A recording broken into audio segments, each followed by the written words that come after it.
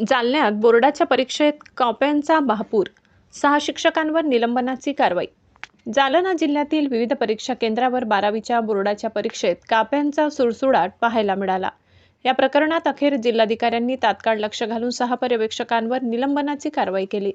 अंबड तालुक्यातील जांबुवंत विद्यालय रोहिलागड, प्रबोधनकार ठाकरे माध्यमिक विद्यालय शहागड, श्री छत्रपती शिवाजी कनिष्ठ विद्यालय अंकुशनगर या शाळेत 12वीच्या परीक्षेत कॉपीचा प्रकार समोर आला होता।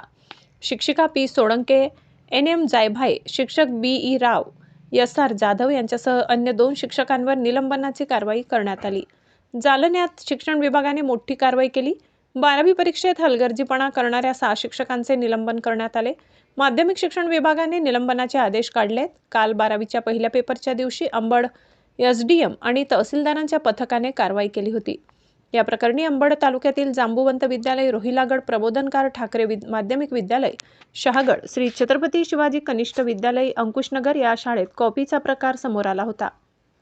या प्रकरणी 6 विद्यार्थ्यांवर कारवाई करण्यात आली होती। दरम्यान या कॉपी प्रकरणी 3ही परीक्षा केंद्रावरील 6 पर्यवेक्षकांवर निलंबनाची कारवाई करण्यात आली।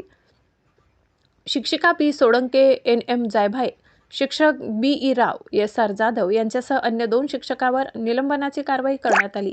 याबाबत माध्यमिक शिक्षणाधिकारी बाळू खरात यांनी माहिती दिली। अपतक न्यूज महाराष्ट्रासाठी मुस्तफा पठाण, जालना। 3 केंद्रावर अंबड तालुक्यात कारवाई झालेली आहे आणि जवळपास 6 विद्यार्थ्यांवर आपण कारवाई केलेली आहे आणि 6 शिक्षकांवर देखील कारवाई करण्यात आलेली आहे। काय प्रमुख कारण काय सर कारवाईचं? त्यांच्या वर्गखोलीमध्ये जे उपविभागीय अधिकारी आणि मान्य तहसीलदार साहेबांनी भेट दिली आणि भेटमध्ये विद्यार्थी कॉपी विद्यार्थ्यांजवळ आढळल्यामुळे कारवाई करण्यात आली। यापुढे देखील अशीच मोहीम शिक्षण विभागाच्या वतीने राबवण्यात येणार आहे का आणि विद्यार्थ्यांना काय आव्हान करू इच्छित असेल?